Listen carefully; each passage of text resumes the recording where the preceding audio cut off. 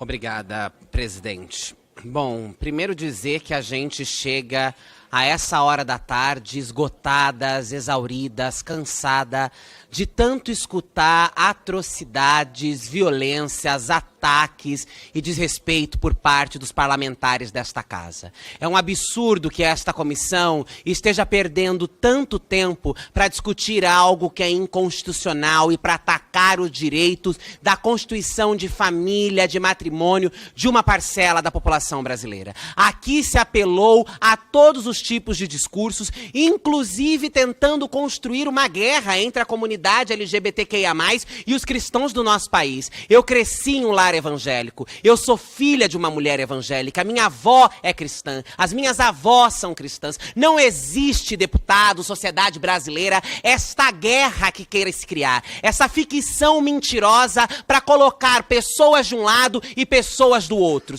Nós estamos vendo aqui o malabarismo do cinismo, do mau-caratismo, para fantasiar, para mascarar o ódio puro, a intolerância, o preconceito, a discriminação, dizendo, cristofobia, falaram contra as igrejas. Não há nada contra as igrejas, até porque aqueles que aqui falam em nome de Deus não fazem em nome de Deus, porque é fácil falar em nome de Deus para conseguir abrir porta de igreja e enriquecer, é fácil falar em nome de Deus para se eleger o pai, o filho, a irmã, a mãe, o esposo. Agora difícil é praticar os ensinamentos que estão na Bíblia, fazer do evangelho uma caricatice para pegar ódio e violência contra um grupo massacrado da sociedade brasileira. Não caiamos nesse cinismo, não caiamos nessa farsa, não caiamos nesse malabarismo para dizer que aqui estão os defensores dos direitos da comunidade LGBTQIA+, pregando contra os evangélicos, pregando contra as igrejas. Nós estamos falando que há determinados grupos que inclusive é preciso fazer a dicotomia. Fundamentalistas são diferentes de religiosos. Fundamentalistas são diferentes de cristãos. O fundamentalismo é um projeto de poder político, não é um projeto de poder religioso. Um projeto de poder político que se utiliza do religioso, se utiliza da espiritualidade, se utiliza da vulnerabilidade social das pessoas para impor a sua vontade. E a sua vontade é essa que nós vimos aqui. Que nós voltemos para as mazelas, que nós sequer tenhamos direito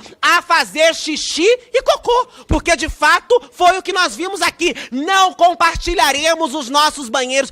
Que Brasil é este, deputados? Aonde nós estamos? Se nós não conseguimos garantir o direito às necessidades fisiológicas de determinados grupos da sociedade brasileira, se até as nossas necessidades fisiológicas vão entrar na esteira da discussão para que sejamos atacadas pela intolerância fascista e antidemocrática, porque é isso também que está colocado. Esse projeto que tramita nesta comissão, ele é um projeto inconstitucional. E aqueles que temem a força da interpretação do Supremo Tribunal Federal, alguns deputados disseram aqui que nós apelamos ao Supremo Tribunal Federal como nossos padrinhos. Não se trata de apadrinhamento, não se trata de buscar o Supremo Tribunal Federal porque a gente quer algum tipo de benefício. Se trata de dizer que nós estamos em um parlamento que despreza constantemente a Constituição brasileira. Se trata de dizer que nós estamos em um parlamento que não cumpre o seu papel, que não cumpre o seu dever e nos obriga a bater na porta do Supremo Tribunal Federal. Mas agora é claro que aqueles que respondem a inquéritos de crime no Supremo Tribunal Federal, aquelas e aqueles que compartilharam imagens dos atos golpistas no dia 8 de janeiro, vão atacar o Supremo Tribunal Federal, porque são criminosos e respondem a inquéritos no Supremo Tribunal Federal.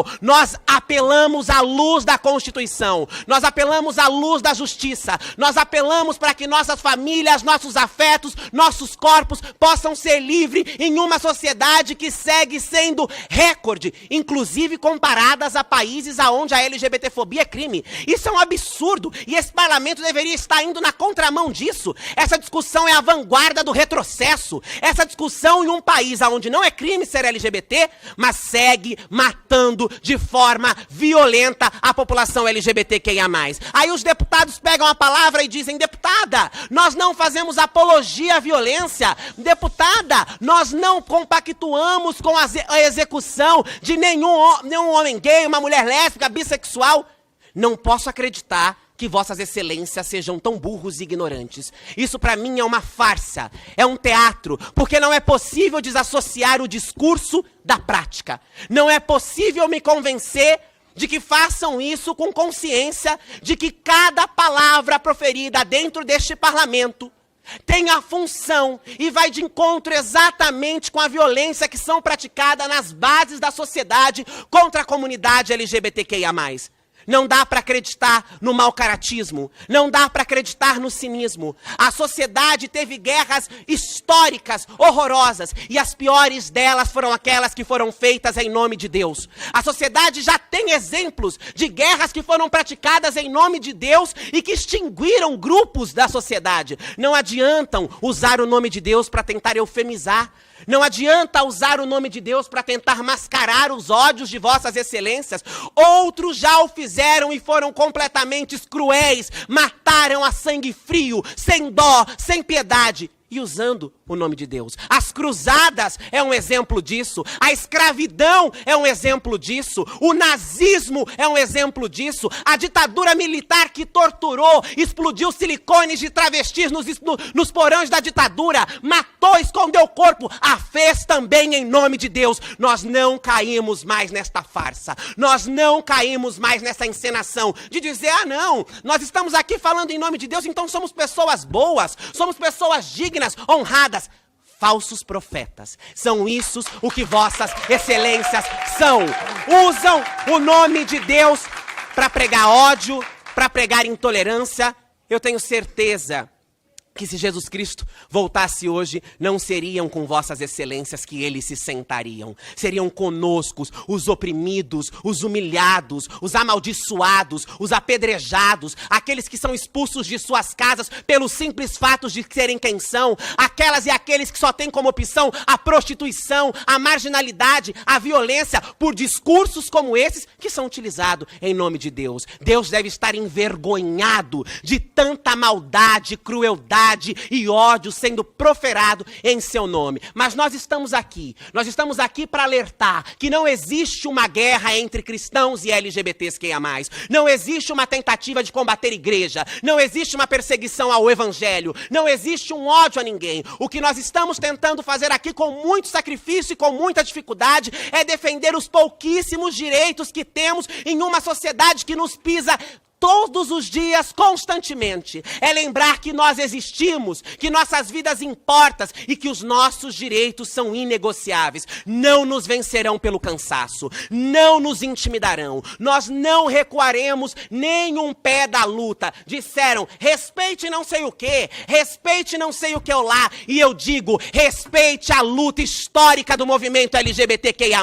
Respeite os nossos passos, respeite as nossas trajetórias que nos trouxeram até aqui, e queiram vossas excelências ou não, terão que nos engolir, porque chegamos aqui para representar a voz e o anseio de milhões de brasileiros que durante todo esse tempo foi esquecido, abandonado, apagada deste parlamento. Em 2023 só, esta casa recebe pela primeira vez na história as suas primeiras parlamentares transexuais e travestis. E a quantidade de horrores que nós já ouvimos aqui, nem um ano de trabalho nós já concluímos. A quantidade de atrocidade que já foram faladas aqui por aqueles que defendem a família, por aqueles que defendem a moral, por aqueles que defendem o bom costume, mas que vivem com a mente perturbada por um fetichismo biológico, sexista, genitalista. É preciso olhar para os desejos de vossas excelências. É preciso se curar com as próprias sexualidades para parar de atacar a sexualidade dos outros.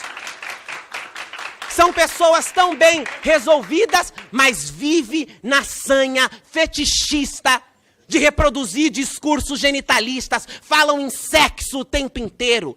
O tempo inteiro falam em sexo e querem atrelar essa discussão à comunidade LGBTQIA+.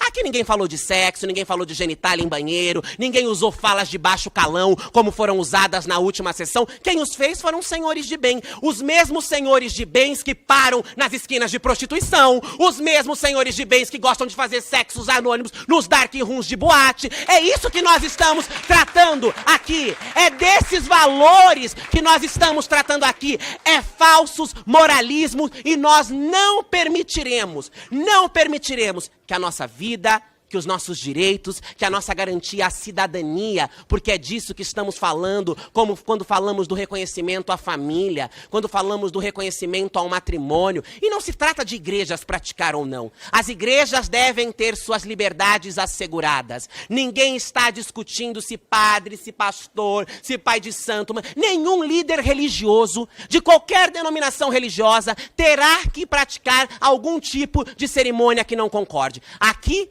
nós estamos falando de direitos civis. Aqui o que deve nos instruir, aqui o que deve nos reger é a Constituição brasileira e não a Bíblia. Não a opinião de pastores, de padres, de ninguém. Nas suas igrejas, em seus templos, em seus púlpitos, vossas excelências terão a liberdade de casar ou de não casar, quem não queira. E tenho muita certeza que nenhuma pessoa LGBT irá procurar uma igreja intolerante, discriminatória e preconceituosa para fazer os seus casamentos. Então não sejam mau caráteres, deputados. Não queiram conduzir a sociedade brasileira a uma mentira, para que as pessoas pensem, olha lá, querem tirar a liberdade da nossa igreja, olha lá, querem afrontar o nosso Cristo, querem atacar a nossa Bíblia, porque assim como eu, vossas excelências sabem que não se trata disso. Assim como eu, vossas excelências sabem que o que nós estamos tratando nesta tarde, desde as 10 horas da manhã, cansadas, muito mais cansadas do que vossas excelências. Porque para vossas excelências virem aqui deferir ódio contra nós é muito tranquilo. Agora para nós, estar sentada nessa cadeira, ouvindo as asneiras, os horrores, as atrocidades que são ditas, sabendo que são a nossa vida, a vida das nossas companheiras, a vida das nossas irmãs. Só quem já perdeu uma LGBT, só quem já viu uma companheira ser morta numa esquina de prostituição, sabe a violência do discurso que é dito aqui. Para nós isso dói, porque nós não viemos aqui montada na farsa, nós não viemos aqui montada no cinismo, nós viemos aqui com a nossa verdade, nós viemos aqui com a necessidade, com o objetivo de reconstruir esse Brasil para todo mundo. E cada palavra de ódio que é dita dentro desse plenário atinge diretamente a nossa existência e a nossa vida. Mas isso não vai nos fazer recuar, isso não vai nos intimidar. Nós resistiremos fortemente, até porque estar aqui hoje suportando os horrores que vocês me dizem já é um ato extremo de resistência. Ter sobrevivido a este espaço, ter sido expulsa de minha casa aos 14 anos de idade por minha mãe, que foi cooptada por um discurso como esse, tendo que viver da rua, a prostituição, ter sobrevivido. Eu sou uma sobrevivente do ódio de vossas excelências e ocuparei este lugar para continuar esbravejando, gritando e lutando pelos direitos da minha comunidade. Não abriremos mão de nossa humanidade, não negociaremos os nossos direitos, não abriremos mãos de nossa cidadania. Não adianta fazer malabarismo, não adianta querer dizer que nós somos as que brigam, as que gritam, as que não sei o quê, as que são odiosas. Isso a história não deixará passar batido. Basta as pessoas analisarem, basta um pingo de cuidado para analisar o que está acontecendo aqui, para que se saiba quem é quem e qual é o papel que cada um está cumprindo.